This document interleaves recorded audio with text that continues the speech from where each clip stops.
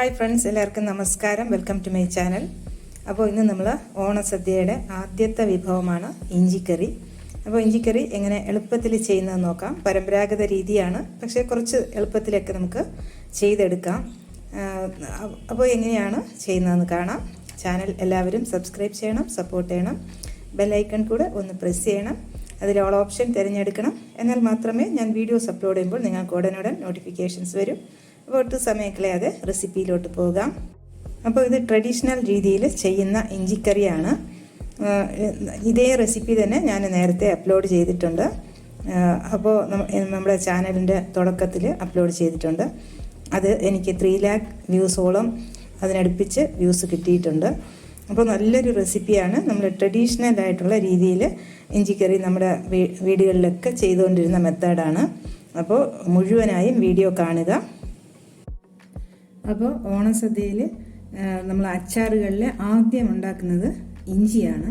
അപ്പോൾ ഏത് ഓർഡറിൽ ഉണ്ടാക്കാം, ഇഞ്ചിയോ മാങ്ങ നാരങ്ങ അതൊക്കെ നമുക്ക് ഉണ്ടാക്കാം. പക്ഷെ വിളമ്പുന്നത് ഫസ്റ്റ് നമ്മൾ വിളമ്പുന്നത് ഇഞ്ചിയാണ്.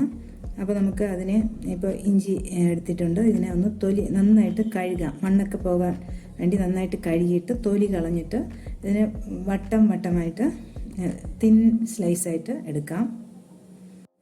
നമ്മൾ കഴുകി എടുത്തിട്ടുണ്ട്. ഇനി തൊലി കളയുമ്പോൾ അധികം ഷാർപ്പല്ലാത്ത ഒരു കത്തി ഉപയോഗിച്ച് തൊലി കളയാം. ഫ്ലഷ് പോകരുത്, നമ്മൾ വെറും ജസ്റ്റ് അതിൻ്റെ ഒരു തൊലി മാത്രം. അപ്പോൾ നന്നായിട്ട് തൊലി കളഞ്ഞിട്ട് ഒന്നുകൂടെ 1-2 പ്രാവശ്യം കൂടെ കഴുകി മണ്ണ് ഒട്ടും ഇല്ലാതെ നന്നായിട്ട് കഴുകി എടുത്തിട്ടുണ്ട്. എത്ര കനം കുറച്ച് പറ്റുമോ അത്ര കനം കുറച്ചെടുക്കാം. അപ്പോൾ മുഴുവനും അരിഞ്ഞ് എടുത്തിട്ടുണ്ട്. അപ്പോൾ നമ്മൾ അരിഞ്ഞെടുത്തത് ഈ ഒരു അളവ് കപ്പ് 240 ml അളവ് കപ്പിൽ 1 കപ്പ് ഉണ്ട്. ഇനി നമുക്ക് വലിയ നാരങ്ങയുടെ വലിപ്പത്തിലുള്ള പുളി അതുപോലെ കുറച്ച് പഴകിയ പുളി അതെടുക്കുന്നതാണ് നല്ലത്. പുതിയ പുളിയാണെങ്കിൽ അത്ര ഒരു കളർ കിട്ടില്ല.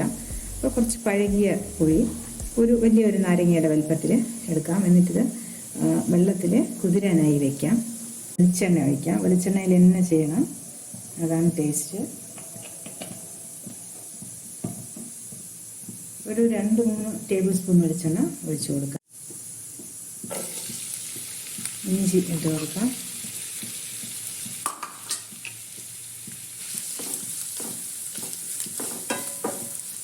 നമ്മൾ വെളിച്ചെണ്ണയിൽ ഇഞ്ചി അതങ്ങനെ വെന്ത് വരുമ്പോൾ നല്ലൊരു മണം വരും.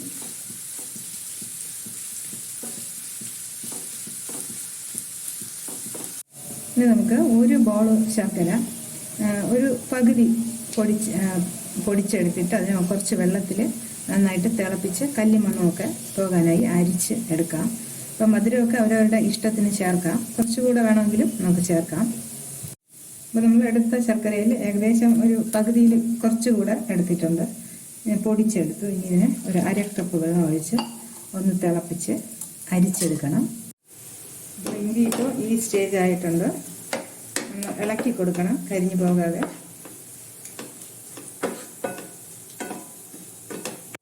അപ്പോൾ നമ്മളിതുപോലെ വറുത്തെടുത്തിട്ടുണ്ട്. ഇത് നമ്മൾ ഒഴിച്ച എണ്ണയൊക്കെ അവിടെ തന്നെ കാണും. ഇതാ എണ്ണ ബാക്കിയുണ്ട്. അപ്പോൾ നമുക്കിതിനെ വേറൊരു പാത്രത്തിലോട്ട് മാറ്റാം. അപ്പോൾ നമ്മൾ എണ്ണയെ വേറൊരു പാത്രത്തിലോട്ട് ഇനി ഇത് നമുക്ക് കടുക് വറുക്കാനായി ഉപയോഗിക്കാം. ഈ എണ്ണയെ കുറച്ചൊന്ന് മാറ്റി വെച്ചു. ഇനി നമുക്കിതിൽ പൊടികൾ ചേർക്കാം. 1 ടേബിൾ സ്പൂൺ മല്ലിപ്പൊടി. അപ്പോൾ ഇഞ്ചിക്ക് തന്നെ നല്ലൊരു എരിവുണ്ട്, അതുകൊണ്ട് മുളക് പൊടി കുറച്ച് മതി. ഒരു 1/2 ടേബിൾ സ്പൂൺ മുളക് പൊടി, ഒരൽപ്പം മഞ്ഞൾപ്പൊടി, ഇനി കുറച്ച് കായപ്പൊടി ചേർക്കാം. ഒരു 1/2 ടേബിൾ സ്പൂൺ ചേർക്കാം.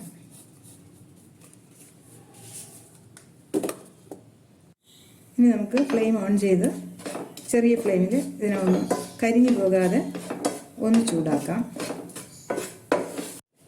ഇനി ഫ്ലെയിം ഓഫ് ചെയ്ത് കൊടുത്തു. ഇനി ഇതൊന്ന് തണുത്തതിന് ശേഷം നമുക്ക് മിക്സിയുടെ ചെറിയ ജാറിൽ വെച്ച് പൊടിച്ചെടുക്കണം. അപ്പോൾ പൊടിച്ചെടുത്തിട്ടുണ്ട്. അപ്പോൾ നമ്മൾ നേരത്തെ എടുത്ത എണ്ണ അത് തന്നെ ഉപയോഗിക്കാം. ഇപ്പോൾ ഉടനെ ഉണ്ടാക്കുന്നെങ്കിൽ തന്നെ ഈ എണ്ണ ഉപയോഗിക്കണം. നമ്മൾ കുറച്ച് ദിവസം കഴിഞ്ഞിട്ടാണെങ്കിൽ പിന്നെ ഈ എണ്ണ എടുക്കരുത്. ഇപ്പോൾ ഉടനെ ആണെങ്കിൽ ഇതേ എണ്ണ തന്നെ എടുക്കാം.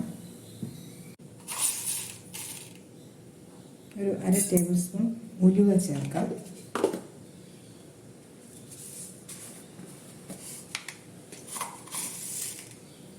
കടുക്,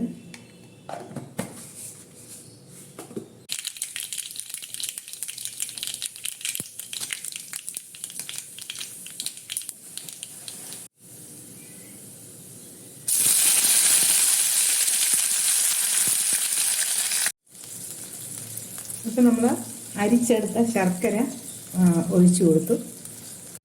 ഇനി നമ്മൾ ഈ പുളി ഒഴിച്ചു കൊടുക്കണം.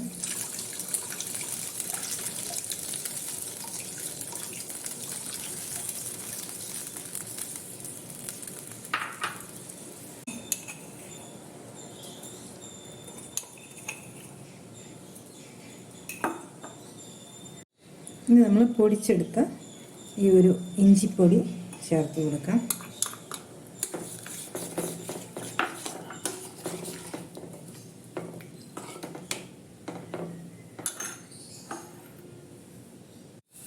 ഇപ്പം നമ്മൾ പൊടി റെഡിയാക്കി വെക്കുന്നത് അത് നമുക്ക് നേരത്തെ ചെയ്ത് വെക്കാം. ഒരാഴ്ച മുമ്പൊക്കെ നമുക്ക് ചെയ്ത് വെക്കാം. അതായത് നമ്മൾ ഓണത്തിൻ്റെ അന്നോ തലേ ദിവസമോ ഒക്കെ നമുക്ക് ഇതുപോലെ ഉപ്പും പുളിയും ഒക്കെ ചേർത്ത് ഈ ഒരു പ്രോസസ്സ് നമ്മൾ പിന്നെ ചെയ്താൽ മതി. പൊടി ചെയ്ത് വയ്ക്കുന്നത് വരെ നമുക്ക് നേരത്തെ ചെയ്ത് വയ്ക്കാം.